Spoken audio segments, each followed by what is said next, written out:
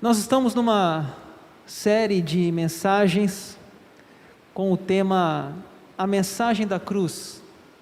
Domingo passado e os domingos de fevereiro estaremos falando sobre esse tema, a mensagem da cruz. Na semana passada, os que estiveram aqui comigo, ou online, ou assistiram pela internet depois do culto, nós comentamos aqui do falso evangelho da prosperidade. Tem o versículo que nós lemos foi aquele que: se alguém quiser vir após mim, a si mesmo se negue, tome a sua cruz e siga-me. O convite de Jesus Cristo é muito claro. Ele diz: se alguém quer me seguir, primeiro que ele não obriga ninguém, ele convida, se alguém quer me seguir. E em segundo lugar, é um seguir para se negar, para tomar a sua cruz, para negar a si mesmo. Então, quando as igrejas falam assim: venha para a igreja e tenha sucesso, venha para a igreja e tenha prosperidade financeira, venha para a igreja e ganhe o dobro do que você dá de dinheiro na igreja, isso é um falso evangelho. Porque não é que você não pode ser próspero, você pode ser próspero, você pode ter boa saúde, você pode ter linda família, tudo você pode, mas você não deve fazer essa barganha com Deus, dizer: eu vou a Cristo porque eu quero isso. Isso é um caminho egoísta, que não deve ser trilhado na fé. Nós não pregamos contra aqui a prosperidade financeira, não, você pode ser próspero, mas você não deve colocar isso como primeiro lugar na sua vida. O que nós entendemos é que eu sirvo a Jesus na riqueza e na pobreza, eu sirvo a Jesus na doença e na saúde, eu sirvo a Jesus quando tudo vai bem e quando tudo vai mal, porque o que a teologia da prosperidade ela faz é prometer alguma coisa para as pessoas que Cristo não prometeu, né? Ela promete prosperidade física, financeira, saúde, eu decreto a minha bênção, mas as pessoas estão sendo enganadas, porque Jesus falou assim: no mundo tereis aflições, e por isso que a teologia da prosperidade é tão danosa. Ela começou nos Estados Unidos, chegou aqui no Brasil, e ela diz então que a cura física, a confissão positiva, prosperidade financeira, ou seja, se você é pobre tem que ser rico, se você é funcionário tem que ser patrão, seu carro é velho tem que ter carro novo, ou seja, se você tiver tudo isso você vai ser feliz, se tiver tudo isso você vai ter paz. Mas não é isso que a Bíblia diz, não é isso a vida dos discípulos, não foi assim que eles viveram.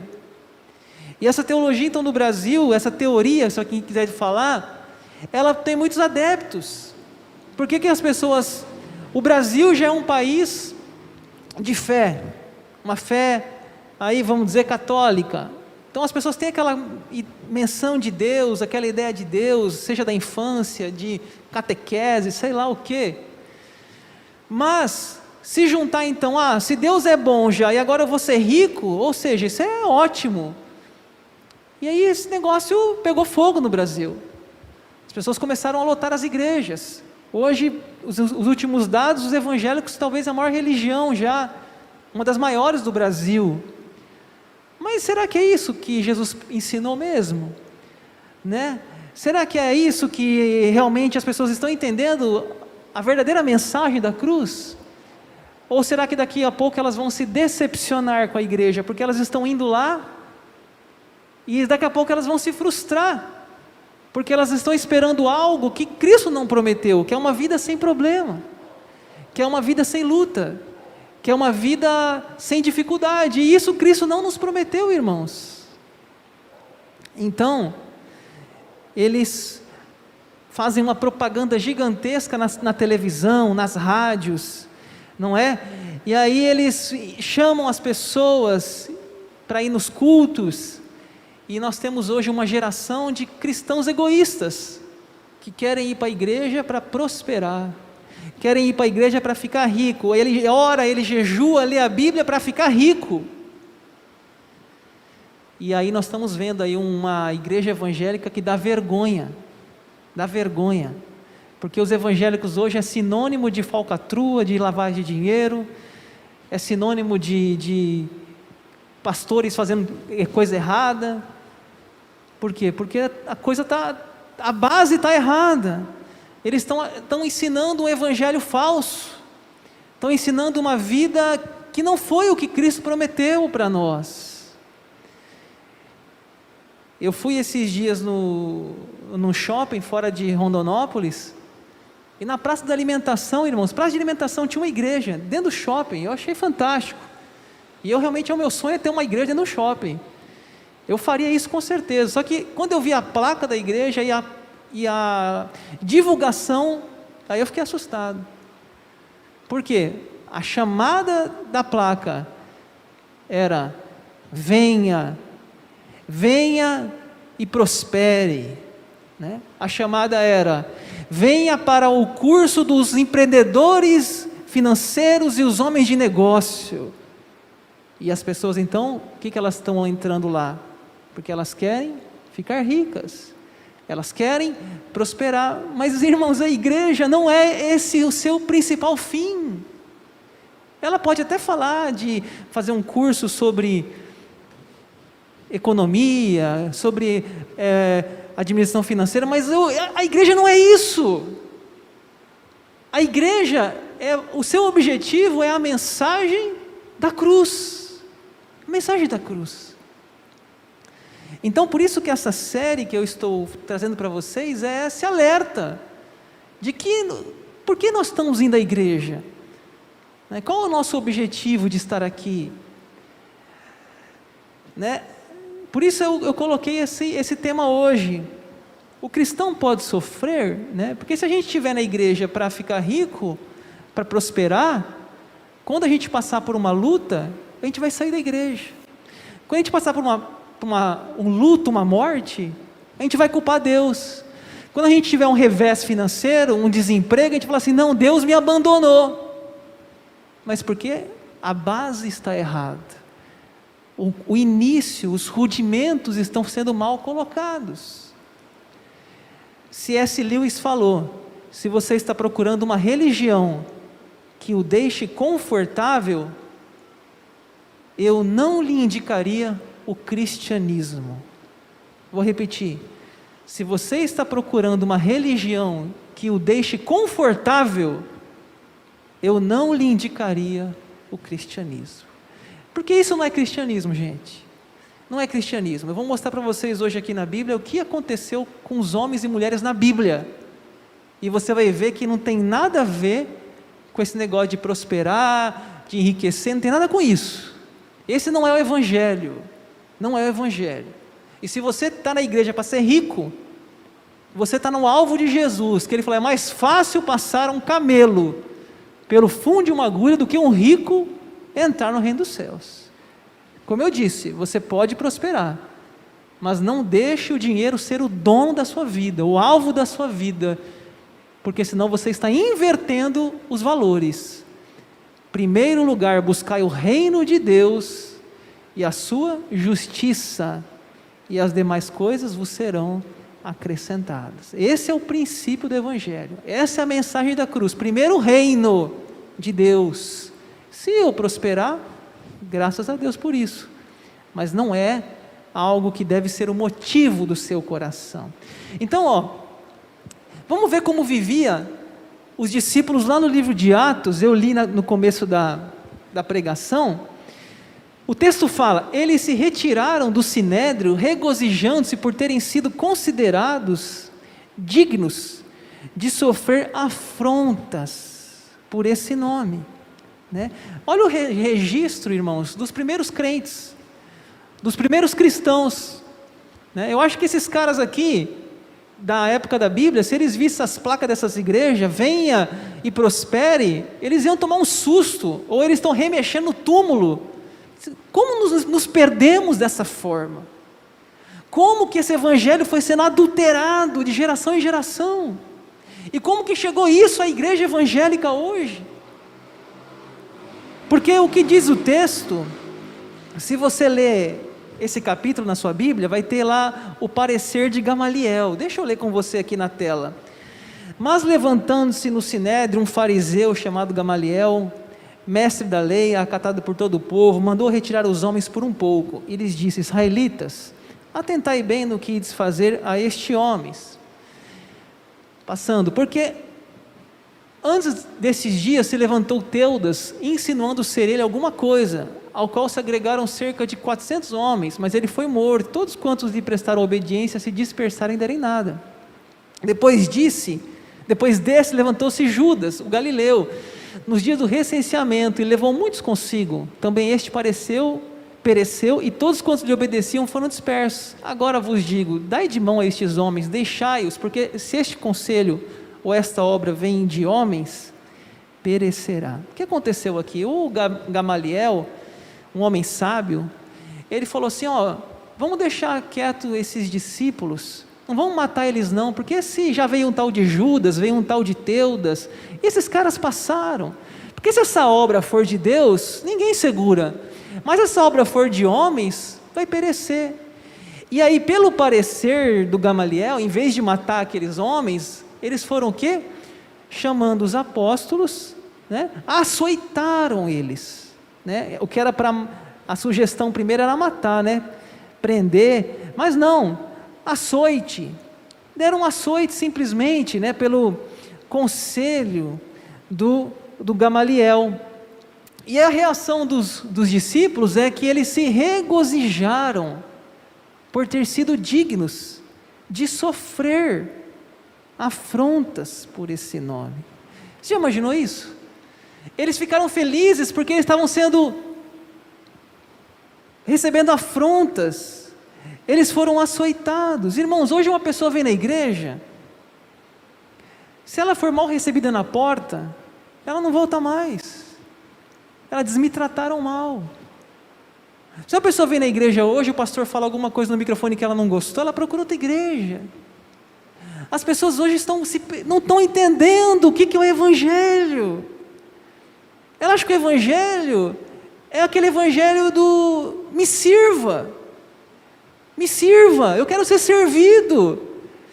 O pastor pregou mal hoje, estava fraquinho. Irmãos, esses caras, eles não estavam preocupados se o ar estava ligado o templo, se estava quente, estava frio, se o pastor falou alto, falou baixo, se demorou a pregar. Esses caras estavam dizendo: olha, nós estamos felizes porque nós estamos sofrendo por Cristo, nós somos açoitados por Cristo. Mas hoje não, hoje fala: não, eu só vou para a igreja se eu tiver um carro com ar-condicionado, porque esse calor lá, como que eu vou até a igreja de moto? Não, a minha moto, eu vou chegar lá despenteado o cabelo. Mas gente, o que está acontecendo? A gente é um crente Nutella, a gente está um crente fraco, a gente está um crentinho assim: não, eu não quero mais ser crente, porque eu me decepcionei com o pastor tal, eu não quero mais seguir Jesus, porque nessa pandemia. Gente, nós estamos muito fraco, muito egoísta. Quantos de nós aqui já foi para a igreja de bicicleta, já foi para a igreja de moto, foi para a igreja chovendo, Estou me lembrando aqui do Toninho aqui, não era, Toninho? Quando o Rubinho, a Rafa, pequenininho, você sempre conta, vinha a pé, não era assim?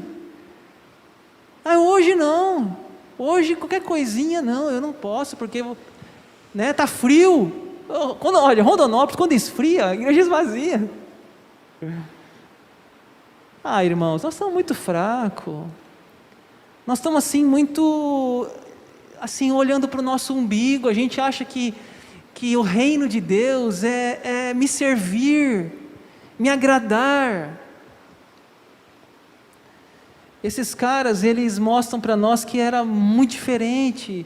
Não era o evangelho da prosperidade, não era o evangelho da riqueza, era o evangelho da simplicidade, era o evangelho do desafio, da perseguição, era o evangelho de morrer se necessário por Cristo. Lembra de João Batista? A cabeça dele num prato. Então é isso, a gente tem que entender, irmãos, que esse evangelho é falso. Vamos ver a vida de Paulo?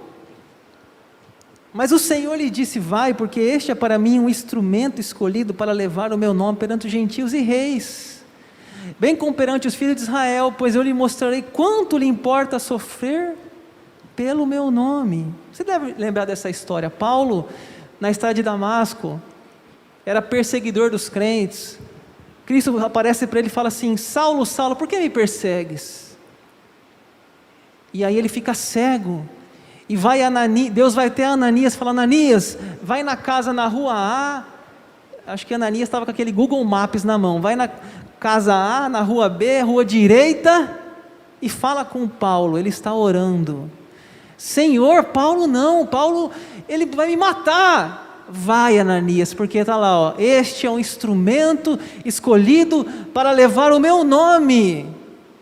Aí você fala assim: ô pastor, legal, hein? Mas você já leu o versículo 16? Pois eu lhe mostrarei quanto lhe importa sofrer pelo meu nome. Sofrer pelo meu nome. Você lembra do que Paulo passou? Precisamos falar? 2 Coríntios 11, trabalhos, prisões, açoites, perigos de morte, muitas vezes, 5 vezes recebi o judeu uma quarentena de açoites menos 1, fui 3 vezes fustigado com vara, 1 vez apedrejado em naufrágio, 3 vezes uma noite em dia passei na voragem do mar, em jornadas muitas vezes, em perigos de rios, em perigos de salteadores, em perigos entre patrícios, em perigos entre gentios, em perigos na cidade, em perigos no deserto, em perigos no mar, em perigos entre falsos irmãos, em trabalhos e fadigas, em vigílias, muitas vezes em fome, sede, jejum, muitas vezes em frio e nudez. Aí você me fala: como que foi a vida desse homem? Será que foi fácil? Será que tudo foi bem? Será que ele não teve problema? Será que ele não teve dificuldade? Olha o que Paulo diz aos Gálatas: quanto ao mais, ninguém me moleste, porque eu trago no corpo as marcas de Jesus. Já teve doenças, teve doendo no corpo, ficou registro no seu corpo. Uma vez uma cobra mordeu as suas mãos na ilha de Malta. Irmãos, olha, se uma igreja ensinar para você que ter Jesus é sinônimo de uma vida sem problema, um seguro contra as tempestades, é um evangelho falso. Porque na realidade a gente entende que a vida com Cristo é uma vida de disposição de carregar a cruz. Não é uma vida sem problemas, sem lutas. Sabe qual que é o final da vida de Paulo, gente? Quanto a mim, estou sendo já oferecido por libação e o tempo da minha partida é chegado. Combati o bom combate, completei a carreira e guardei a fé. Olha, vamos pensar uma coisa: se Paulo fosse adepto da teologia da prosperidade, né, ele ia morrer, ele ia dizer assim: agora eu estou numa casa de praia, com meus 70 anos, tenho 2 carros na garagem, agora eu tenho tudo de bom, minha casa tem energia solar, tenho o ar ligado 24 horas, tenho uma boa saúde, tudo está bem. Por quê? Porque eu servia um Jesus que é muito bom, entreguei a minha vida, e tudo que eu vivi foi para Ele, e Ele me deu tudo que eu tenho, graças ao nome dEle. Foi isso que aconteceu com Paulo. O final da vida dele, gente, uma prisão romana. Morreu numa guilhotina romana, cabeça para um lado, corpo para o outro. Aí eu pergunto para você: esse homem é melhor ou é pior do que algum de nós aqui? Ou por acaso você acha que se ele passou isso é porque ele cometeu algum pecado na sua vida? O que eu estou dizendo, gente, mais uma vez, me entendam: evangelho, gente, não é evangelho de prosperidade. O evangelho não é um evangelho de riqueza. Ah, pastor, você está me preocupando. Veja bem, eu não estou dizendo que você não pode ter isso, mas não ache que o evangelho te dará isso. Porque o evangelho, na realidade, é o evangelho da cruz. É a mensagem da cruz. É negar a si mesmo, muitas vezes. Muitas vezes é ter tanto dinheiro no bolso, dizer assim: agora eu quero dar metade aos pobres, agora eu quero ser generoso, agora de vez de eu morar na casa da praia, eu vou morar na cidade, vou dar meus bens para pessoas que precisam, enfim. Irmãos, não é um evangelho egoísta. Não é um evangelho dizer, eu tenho uma mansão, estou cercado de tudo, estou aqui com meu Jesus na minha casa. Não, muitas vezes é um evangelho que nos faz sair do comodismo e compartilhar o que a gente tem. Compartilhar o que a gente tem. Esse é o evangelho. Você fala, pastor, domingo que vem não vem no culto. É isso mesmo, irmãos. É pesado. Pesado. Se alguém quiser me seguir, negue-se a si mesmo. Tome a sua cruz. Siga-me. Paulo diz assim, porque vos foi concedida a graça de padecerdes por Cristo, e não somente de crerdes nele. Porque vos foi concedida a graça de padecerdes por Cristo, e não somente de crerdes nele. Sabe por quê, irmãos? A gente acha que agora que a gente é crente, nada de mal vai acontecer conosco. Os nossos filhos não vão ter problema. Não, no meu trabalho eu já estou garantido a vida inteira, porque eu estou com Cristo. E se por acaso você for mandado embora? E se por acaso seu filho se envolver com drogas? E se por acaso sua esposa, seu esposo te trair? E se por acaso as coisas saírem do seu controle? Você vai continuar servindo a Jesus? Ou você não vai mais para a igreja porque está emburrado com Deus?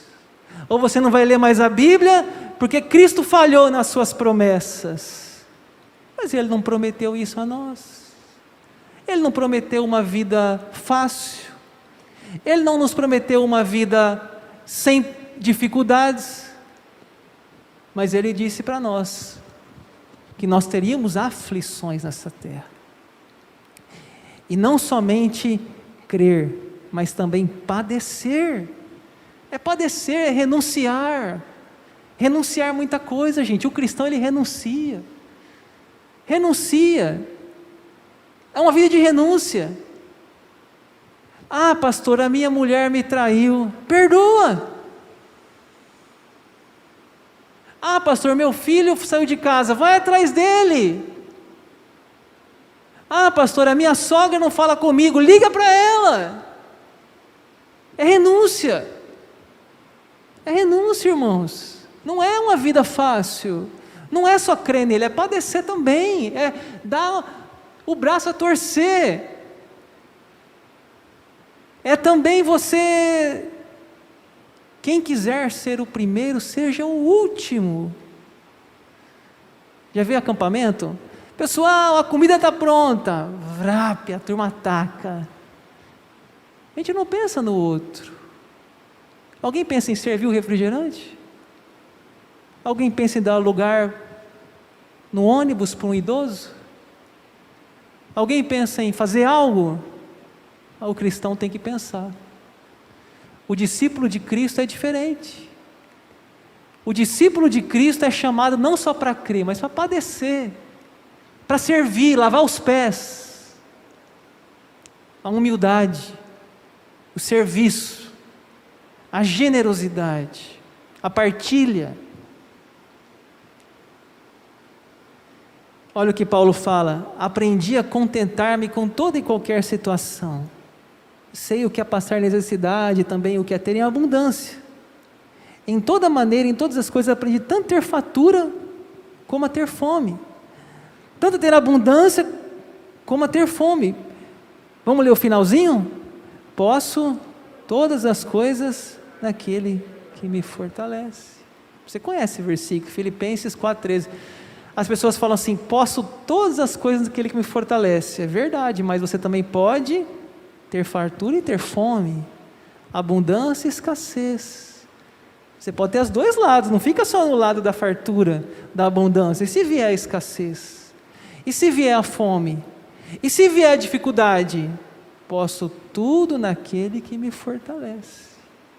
Essa é a ideia, irmãos. A questão é que você pode estar muito bem hoje, mas amanhã você pode estar muito mal. E não importa, posso tudo naquele que me fortalece. Essa é a mensagem da cruz. Eu estou com Jesus não só nas horas boas, nas horas más da minha vida também. Eu sou um discípulo dele, eu não vou abandoná-lo. Esse é o que eu quero passar para vocês aqui hoje. Olha, a fé, irmãos, ela é aperfeiçoada nas dificuldades. Olha o que diz Tiago: meus irmãos, tende por motivo de toda alegria o passardes por várias provações, sabendo que a provação da vossa fé, uma vez confirmada, produz perseverança. Olha, a gente não gosta de sofrer, né? A gente não gosta de sofrer. Mas sabia que é quando você sofre que você amadurece? Tem uma frase que fala assim: a criança que a dor não educou será sempre uma criança. Vou repetir: a criança que a dor não educou será sempre uma criança. Ou seja, quando a gente fica doente, quando a gente perde o emprego, quando a gente falha nos negócios, aí que a nossa fé é aperfeiçoada. Por quê? Porque é muito fácil ser cristão quando tudo vai bem. É muito fácil ser cristão quando as coisas vão ótimo. É muito fácil ser cristão quando a conta bancária está cheia. E quando vem o problema? Agora é hora de você exercitar a sua fé. Porque você exercitando a sua fé, você vai produzir perseverança. Nos dias de Paulo, irmãos, tinha uma filosofia de vida dos epicureus, que eles falavam assim: se os mortos não ressuscitam, né? Paulo fala, se os mortos não ressuscitam, comamos e bebamos que amanhã morreremos. Esses caras ensinavam alguma coisa do carpe diem, curta o dia, aproveita o dia. Então eles diziam assim: não, você não pode sofrer não, você tem que ser feliz, o seu bem supremo é ser feliz, é buscar o prazer, viva o agora. Mas Paulo, ele não segue essa teoria, essa filosofia dos epicureus, ele não segue. Porque se ele seguisse essa teoria dos epicureus, da busca pelo prazer, ele não seria um apóstolo de Cristo. Porque a gente tem que entender que a vida não é só prazer. Os nossos jovens hoje, adolescentes, precisam pensar nesse assunto. Essa turma hoje está muito mal acostumada. Eles estão pegando hoje, adolescentes e jovens, as coisas tudo prontas já, né? Antigamente, para buscar uma água, como foi os fundadores dessa igreja, tinha que andar não sei quantos quilômetros para pegar água. Não tinha água, abria a torneira e pega água. Hoje a turma, você abre a torneira, tem água, eu ligo o ar-condicionado, tem uma televisão no quarto, tem um celular, água, chuveiro quente no banheiro. Eles estão muito confortáveis, estão acomodados. Mas a gente sabe que lá fora no mundo não é assim. A vida é dura.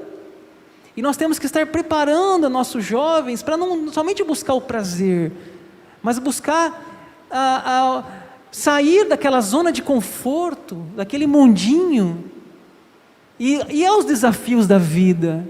E muitas vezes a vida não trata a gente como a gente é tratado na casa da mãe e do pai. A vida muitas vezes é dura.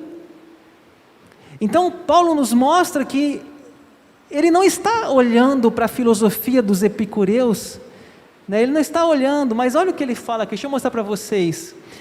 Mas o que para mim era lucro, isto considerei como perca, por causa de Cristo. Sim, deveras considero tudo como perda, por causa da sublimidade do conhecimento de Cristo Jesus, meu Senhor, por amor do qual perdi todas as coisas e as considero como refúgio, para ganhar a Cristo e ser achado nele, não tendo justiça, deixa eu passar aqui, ser achado nele, não tendo justiça própria, deixa eu continuar lá na tela, que procede da lei, senão que é mediante a fé em Cristo, a justiça que procede de Deus, baseada na fé, para o conhecer o poder da sua ressurreição e a comunhão dos seus sofrimentos, olha lá, e a comunhão dos seus sofrimentos, conformando-me com ele na sua morte, para de algum modo alcançar a ressurreição dentre os mortos, Olha o que ele fala lá, a comunhão dos seus sofrimentos, Então o que acontece?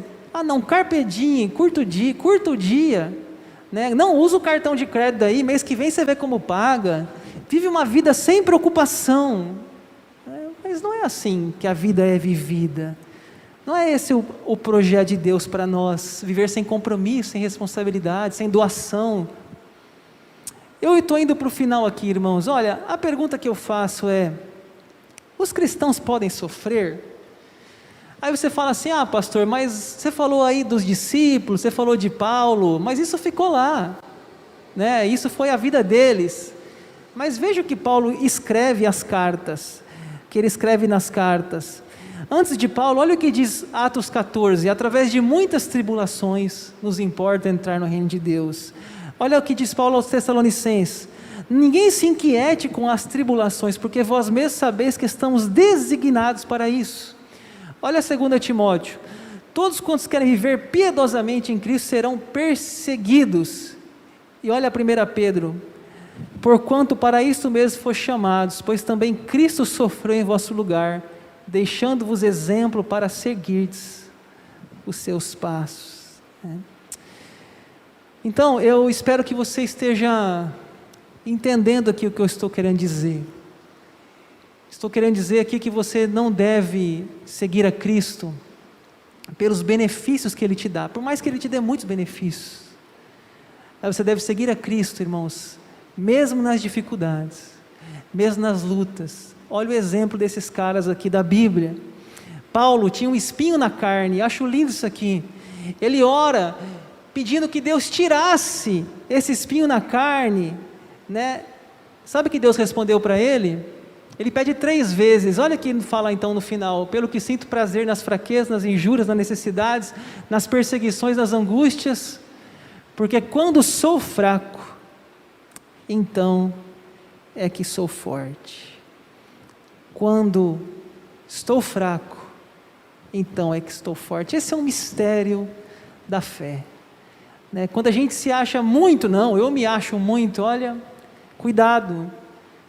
Quando nós estamos fracos, aí é que nós somos fortes.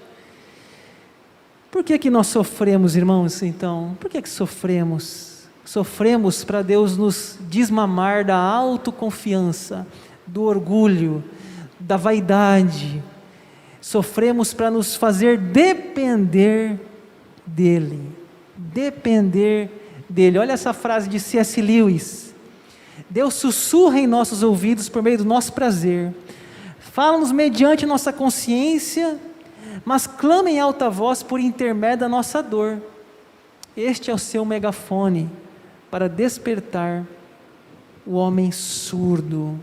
O homem surdo. Eu vou encerrar essa pregação por causa do horário, e eu quero conversar muito sério com você aqui no final.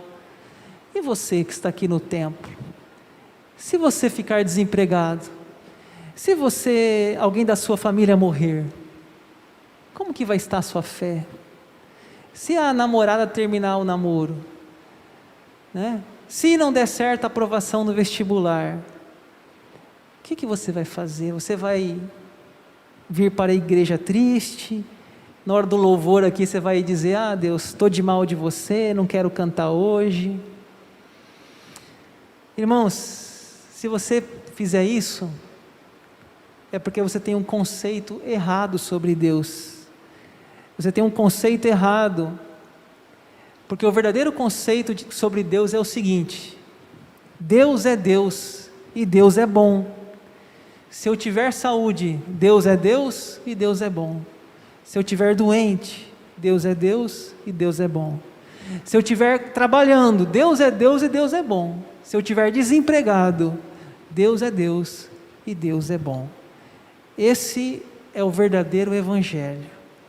É a mensagem da cruz. Não seguimos Jesus pelos benefícios que Ele nos dá.